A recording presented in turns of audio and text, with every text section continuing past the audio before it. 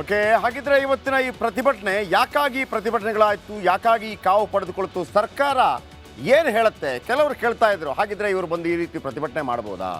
ಪ್ರತಿಭಟನೆ ಮಾಡೋದಕ್ಕೆ ಎಲ್ರಿಗೂ ಹಕ್ಕಿದೆ, ಆದರೆ ಹಿಂಸಾಚಾರಗಳಾಗ್ಬೋದಾ, ಅಲ್ಲಿ ಒಡೆದಾಕೋದು ಅಂಥದ್ದು ಯಾವತ್ತೂ ಆಗಬಾರ್ದು. ಯಾಕಂತಂದರೆ ಅಲ್ಲಿ ತಿಳಿ ಹೇಳೋ ಪ್ರಯತ್ನಗಳಾಗಬೇಕು. ಆದರೆ ಒಂದಂತೂ ಭಾಳ ಸ್ಪಷ್ಟ, ನೀವು ತಮಿಳ್ನಾಡಿಗೆ ಹೋಗಿ, ಕೇರಳಕ್ಕೆ ಹೋಗಿ, ಆಂಧ್ರಕ್ಕೆ ಹೋಗಿ, ಅಲ್ಲಿ ಆಯಾಯ ಭಾಷೆಗಳು ಬಹಳ ಮುಖ್ಯವಾಗಿ ರಾರಾಜಿಸ್ತಾ ಇರುತ್ತೆ, ವಿಶೇಷವಾಗಿ ತಮಿಳ್ನಾಡಿನಲ್ಲಿ. ಹಾಗಂತ ಕನ್ನಡಿಗರು ಯಾವತ್ತೂ ಕೂಡ ಬೇರೆ ಭಾಷೆಯನ್ನು ದ್ವೇಷ ಮಾಡಿದವರಲ್ಲ. ಈಗ MES ವಿಚಾರಕ್ಕೆ ಬರೋಣ.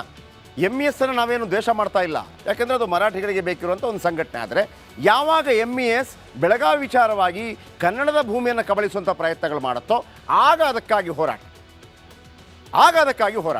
ಸೊ ಹಾಗಿರುವಾಗ ಕನ್ನಡ ರಕ್ಷಣಾ ವೇದಿಕೆ, ಕನ್ನಡ ಸಂಘಟನೆಗಳು ಕನ್ನಡದ ಪರವಾಗಿ ಧ್ವನಿ ಎತ್ತದೇ ಇದ್ದರೆ, ಕಾವೇರಿ ವಿಚಾರವಾಗಿ ಧ್ವನಿ ಎತ್ತಿದ್ರೆ ಇನ್ಯಾರು ಎತ್ತಬೇಕು?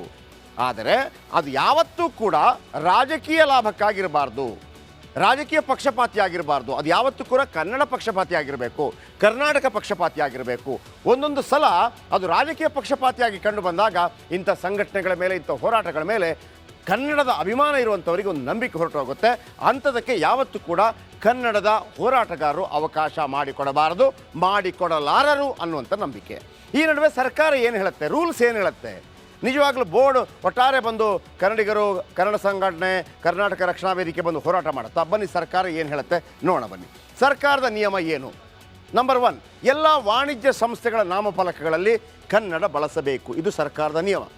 ಎಲ್ಲ ವಾಣಿಜ್ಯ ಅಂತಂದರೆ, ವಾಣಿಜ್ಯ ಅಂದರೆ ಬಿಸ್ನೆಸ್, ಎಲ್ಲ ಅಂದರೆ ಹೋಟೆಲ್, ಮಾಲ್, ಮತ್ತೊಂದು ಮಗದೊಂದು, ಅಥವಾ ಸರ್ಕಾರಿ ಯಾವುದಾದ್ರೂ ಮಾಹಿತಿಗಳನ್ನು ಕೊಡುವಂಥದ್ದು ಯಾವುದೇ ಇದ್ರಿ, ಕನ್ನಡ ಕಡ್ಡಾಯ, ಕನ್ನಡ ಇರಲೇಬೇಕು. ಇರುತ್ತಾ ಎಲ್ಲ ಕಡೆ ಇರುತ್ತಾ ಕನ್ನಡ? ಇರೋದಿಲ್ಲ. ಅದೇ ನೀವು ತಮಿಳ್ನಾಡಿಗೆ ಹೋಗಿ ಇರುತ್ತೆ ತಮಿಳಲ್ಲಿ, ಕೇರಳಕ್ಕೆ ಹೋಗಿ ಇರುತ್ತೆ ಮಲಯಾಳಂನಲ್ಲಿ, ಆಂಧ್ರಕ್ಕೆ ಹೋಗಿ ಇರುತ್ತೆ ತೆಲುಗಿನಲ್ಲಿ. ಹಾಗಿದ್ರೆ ನಾವು ಫ್ರೀ ಬಿಟ್ಬಿಟ್ರೆ ಇವ್ರನ್ನ? ನಾವು ಏನೂ ಮಾತಾಡ್ತಿಲ್ಲ ಅನ್ನೋ ಕಾರಣಕ್ಕಾಗಿ ಬೇಕಾಬಿಟ್ಟು ಹಾಕಬಾರ್ದಲ್ಲ, ನಿಯಮ ಪಾಲಿಸಬೇಕಲ್ವಾ? ನಾಮಫಲಕಗಳಲ್ಲಿ 60% ಕನ್ನಡ ಬಳಕೆ ಕಡ್ಡಾಯ.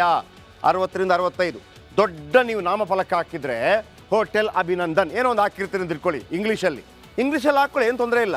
ಹಿಂದಿಯಲ್ಲಿ ಹಾಕ್ಕೊಳ್ಳಿ, ತೊಂದರೆ ಇಲ್ಲ. ಮಲಯಾಳಂನಲ್ಲೂ ಹಾಕ್ಕೊಳ್ಳಿ, ತೊಂದರೆ ಇಲ್ಲ. ಆದರೆ 60% ಕನ್ನಡದಲ್ಲಿ ಇರಬೇಕು. ಅರ್ಥ ಆಯ್ತಾ ನಿಮಗೆ? ಅದನ್ನೇ ಕನ್ನಡದಲ್ಲಿ ಹಾಕಿ ದೊಡ್ಡ ಮಟ್ಟದಲ್ಲಿ. ಪಾಪ ನಮ್ಮ ಲೋಕಲ್ ಎಲ್ಲರೂ ಕೂಡ ಅದನ್ನು ಹಾಕ್ಕೋತಾರೆ. ಆದರೆ ಇಂಗ್ಲೀಷು ಬೇರೆ ಬೇರೆ ಇರುತ್ತಲ್ಲ, ಕಂಪನಿಗಳು ಅದು ಹಾಕೋದೇ ಇಲ್ಲ. ಯಾಕೆ ಹಾಕಬಾರ್ದು? ನಿಮಗೆ ಹಾಕೋಕ್ಕಾಗತ್ತೆ. ನಿಮಗೆ ಇಲ್ಲಿಯವರ ವ್ಯಾಪಾರ ಬೇಕು, ಇಲ್ಲಿಯವರೇ ಬಂದು ನಿಮ್ಮ ದುಡ್ಡು ಕೊಟ್ಟು ತಿನ್ನಬೇಕು, ಇಲ್ಲಿಯ ನೆಲ ಜಲ ಎಲ್ಲವೂ ಬೇಕು.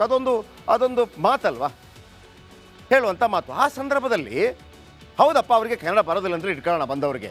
ಆದರೆ ಕನ್ನಡ ಭಾಷೆ ಆಧಾರದಲ್ಲಿ ಈ ಕರ್ನಾಟಕ ರಾಜ್ಯ ರಚನೆಯಾಗಿರೋದು, ಭಾಷಾವಾರು ಪ್ರಾಂತ್ಯ. ಮತ್ತು ಯಾಕೆ ಇದಕ್ಕೆ ಮಹತ್ವ ಇರೋದು? ಕನ್ನಡ ನೆಲ ಜಲ ಅಂತಂದರೆ ಫೆಬ್ರವರಿ 28ರಂದು ಕೊನೆಯ ದಿನ ಅಂತ ಸಿದ್ದರಾಮಯ್ಯನವರು ಹೇಳಿದರು ಆದೇಶ ಪ್ರಕಾರ. ನೆಕ್ಸ್ಟ್ ಫೆಬ್ರವರಿ 28ರಂದು ಕೊನೆಯ ದಿನ. ಅದರೊಳಗಾಗಿ ಎಲ್ಲರೂ ಕೂಡ ಕನ್ನಡವನ್ನು ಕಡ್ಡಾಯ ಮಾಡಬೇಕು. ಎಲ್ಲ ಮಳಿಗೆಗಳು ಮತ್ತೊಂದು. ಬಟ್ ಬೆಂಗಳೂರಲ್ಲಿ ಅಂಥದ್ದಿಲ್ಲ. ನಾಮಫಲಕದಲ್ಲಿ ಕನ್ನಡ ಅಗ್ರಸ್ಥಾನದಲ್ಲಿ ಬಳಸದಿದ್ದರೆ ಲೈಸೆನ್ಸ್ ರದ್ದು.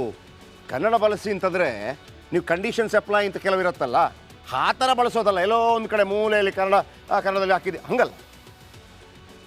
ಎಲ್ಲವೂ ಕೂಡ ದೊಡ್ಡದಾಗಿ ಕಾಣಬೇಕು. ಫಸ್ಟ್ ಕನ್ನಡದಲ್ಲಿ ದೊಡ್ಡದಾಗಿ ಕಾಣಬೇಕು, ಆಮೇಲೆ ನೀವು ಇಂಗ್ಲೀಷಲ್ಲಿ ಎಷ್ಟು ಬೇಕಿದ್ರೆ ಬರ್ಕೊಳ್ಳಿ. ಎಲ್ಲ ಕನ್ನಡದ ಜೊತೆಗೆ ಬೇರೆ ಭಾಷೆಗಳನ್ನು ಬಳಸಲಾಗುತ್ತದೆಯೇ? ಎಲ್ಲಿ ಕನ್ನಡದ ಜೊತೆ ಬೇರೆ ಭಾಷೆಗಳನ್ನು ಬಳಸಲಾಗುತ್ತೆ ಅಲ್ಲಿ ಕನ್ನಡವನ್ನು ದೊಡ್ಡ ಅಕ್ಷರದಲ್ಲಿ ಪ್ರಧಾನವಾಗಿ ಬಳಸಬೇಕು. ನೀವು ಕಂಪ್ಲೀಟ್ ಕನ್ನಡ ಹಾಕ್ತೀರಾ, ನೀವು ಬೇರೆ ಭಾಷೆ ಬಳಸಬೇಕು ಅಂದಿಲ್ಲ. ಕನ್ನಡ ಹಾಕಿದರೆ ಏನು ನಾವು ಕೇಳಲ್ಲ, ಅಂದರೆ ಕಾನೂನು ಕೇಳಲ್ಲ. ನಿಮಗೆ ಹಿಂದಿ ಹಾಕಬೇಕು, ಇಂಗ್ಲೀಷ್ ಹಾಕಬೇಕು, ಹಾಕೊಳ್ಳಿ. ಆದರೆ ಕನ್ನಡವನ್ನು ದೊಡ್ಡದಾಗಿ ಹಾಕಿ. ಇದು ನಿಯಮ ಇದೆ, ಯಾರು ಮಾಡ್ತಾ ಇಲ್ಲ. ಬೇರೆ ಭಾಷೆಗಳನ್ನು ಕನ್ನಡಕ್ಕಿಂತ ಸಣ್ಣ ಪ್ರಮಾಣದಲ್ಲಿ ಬಳಸಬೇಕು. ಬೇರೆ ಯಾವುದೇ ಭಾಷೆ, ಇಂಗ್ಲೀಷ್, ಹಿಂದಿ, ನಿಮಗೇನು ವಿರೋಧ ಮಾಡ್ತಾ ಇಲ್ಲ ರೀ, ವಿರೋಧ ಮಾಡ್ತಾ ಇಲ್ಲ ಯಾರು ಕೂಡ. ಕನ್ನಡವನ್ನು ಸ್ವಲ್ಪ ದೊಡ್ಡದಾಗಿ ಹಾಕಿ. 60% ಮೇಲಿಂದ ಮೇಲೆ ಸುತ್ತೋಲೆಗಳನ್ನು ಹೊರಡಿಸ್ತಾನೇ ಇದೆ ರಾಜ್ಯ ಸರ್ಕಾರ. ನೀವು ಅದನ್ನು ಕೇರೆ ಮಾಡ್ತಾ ಇಲ್ಲ. ನಿಮ್ಗೆ ಕೊಡ್ತಾ ಇದ್ದಾರೆ ಸುತ್ತೋಲೆ. ನಿಯಮ ಪಾಲಿಸಿದ್ರೆ ಕಾರ್ಮಿಕ ಇಲಾಖೆ ದಂಡ ವಿಧಿಸ್ಬೋದು, ಅವ್ರ ಮೇಲೆ ಫೈನ್ ಹಾಕ್ಬೋದು. ಇವರು ಫೈನ್ ಹಾಕ್ತಾ ಇದ್ದಾರೋ ಅಥವಾ ಅದಕ್ಕೇನಾದರೂ ಬೇರೆ ಮಾಮೂಲು ಪಡೀತಾ ಇದ್ದಾರೋ, 40% ಪಡೀತಾ ಇದ್ದಾರೋ, 60% ಕನ್ನಡ ಅಂತ ಹೇಳಿದೀವಲ್ವಾ, ಉಳಿದ 40% ಇವರು ಪಡೀತಾ ಇದ್ದಾರೋ ಅಧಿಕಾರಿಗಳು ಗೊತ್ತಿಲ್ಲ.